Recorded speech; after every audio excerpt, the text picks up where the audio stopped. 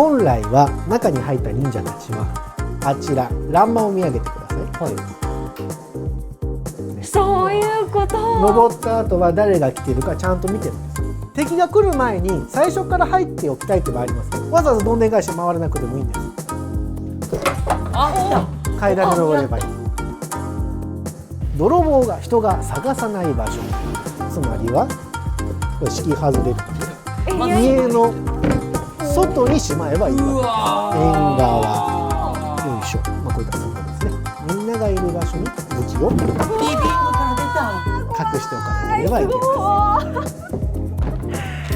せん。集めてきた情報を管理する、それを欲しい人に届ける、これが仕事なわけですから、戦って危険な目に遭うよりは安全に避難することを最優先に考えた方がいいわけですね。やはりこの伊賀というところは忍者の聖地なんですね。生まれた場所、ここにしかないもの、本当の場所なんです。